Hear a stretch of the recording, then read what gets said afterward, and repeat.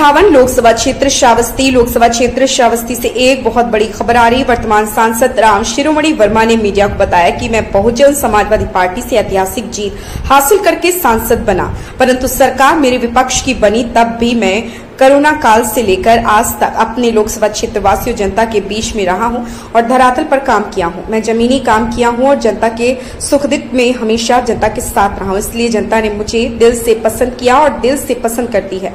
और मैं 2024 की चुनाव समाजवादी पार्टी से लड़ रहा हूं। समाजवादी पार्टी और कांग्रेस की गठबंधन हो चुकी है और 2024 की संसदीय चुनाव को लोकसभा क्षेत्र श्रावस्ती के जनता के प्यार और आशीर्वाद से मैं पुनः जीत हासिल करूंगा, जो कि यह मेरी जीत बहुत ही बड़ी ऐतिहासिक जीत होगी।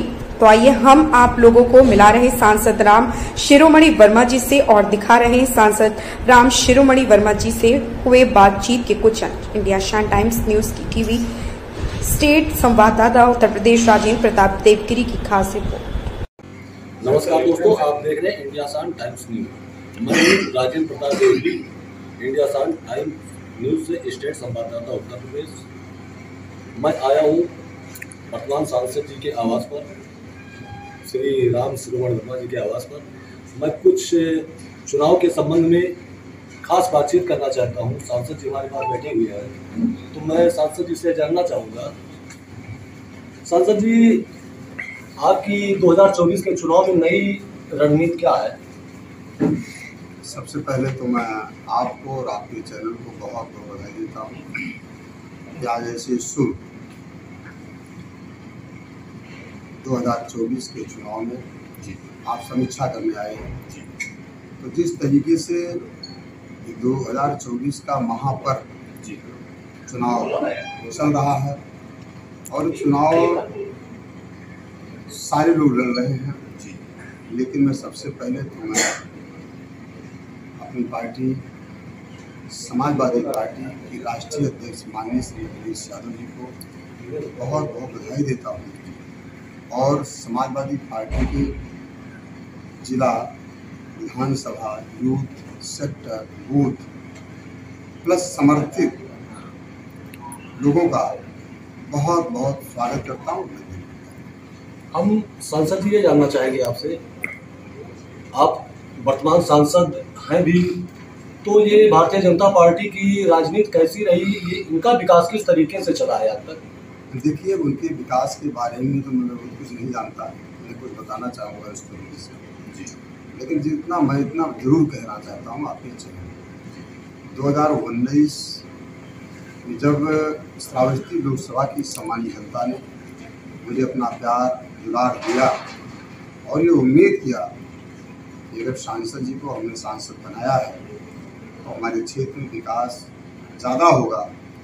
और हम आपके चैनल को बताने में मुझे खुशी हो रही है कि जिस तरीके से श्रावस्ती लोकसभा में 2 जनपद आते हैं, श्रावस्ती और बलरामपुर के विकास के लिए मैं आपके चैनल पे ज़्यादा लंबा चौड़ा भाषण नहीं होगा जी, लेकिन 4 योजनाओं को जो मैंने प्रयास किया सदन में ईमानदारी निष्ठा के साथ उठाया और उसी की देन है कि आज यहाँ तमाम विकास कार्य हो रहे हैं। जैसे उदाहरण के तौर पर रेल लाइन लगभग 240 किलोमीटर रेल लाइन पास हुई है, जिसमें मेरा लोकसभा क्षेत्र जो श्रावस्ती जनपद है बिल्कुल रेल लाइन से अछूता जनपद है।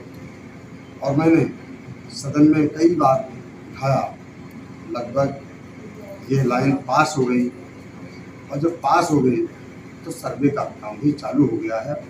बहुत जल्द आने वाले समय में रेल लाइन यहाँ बनेगी और रेल दौड़ेगी, यहाँ के लोग यात्रा करने के लिए यात्रा करेंगे। जैसे सांसद जी हम लोग क्षेत्र में चलते रहते हैं तो हम लोग ये देखते हैं, किसान लोग कहते हैं ये छुट्टा पश के द्वारा हम लोगों की फसल की बहुत बर्बादी हो रही है, जिसकी सरकार कोई ध्यान नहीं दे रही है और पशुओं की बिक्री पर हर चीज़ पर मतलब रोक लगा दी गई है। लेकिन उन छुट्टा पशुओं पर ये रोक अभी तक नहीं लग पाई कि जिससे किसान के फसलों की बर्बादी ना हो पाए। तो इसलिए हम आपसे ये जानना चाहेंगे, अगर आपकी सरकार बन रही है या आप यहाँ से सांसद बन रहे हैं तो किसानों के लिए आप क्या सहयोग करेंगे जिससे छुट्टा पशुओं से वो निजात पा सके? देखिए, ये बहुत बड़ी समस्या है। देश का जो किसान होता है वो देश की रीढ़ होता है, क्योंकि जो किसान होता है वो सबका पेट भरने का काम करता है। तो सरकार को भी गंभीरतापूर्वक जो आपके सवाल हैं, इस सवाल को मैंने चाहे वो जिला योजना समिति में मैंने गंभीरतापूर्वक उठाया, सदन में हमने मजबूती के साथ इस बात को रखा कि हर ग्राम सभा स्तर पर कम से कम गौशाला बनाया जाए और वहाँ पर संविदा पर ही कर्मचारी रखे और उनकी पूरी जिम्मेदारी दी जाए और पर्याप्त संसाधनों की, पर्याप्त उनके भोजन की व्यवस्था कराई जाए।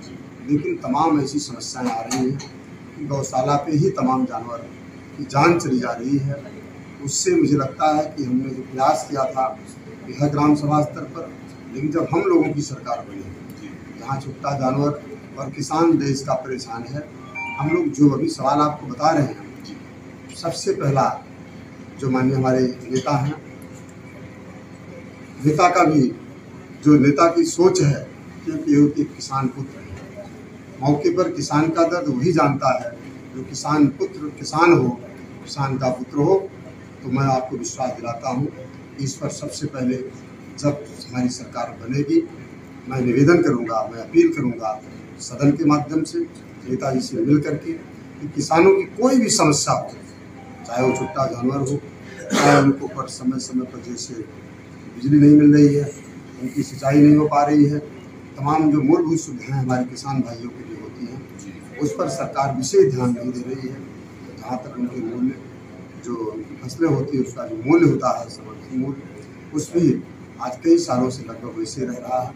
तो मैं पूरा प्रयास करूँगा, क्योंकि किसान जो इस देश का रीढ़ है, सबको खाना खिलाता है, पैदा करता है, और मैं भी उसी किसान परिवार से आता हूँ।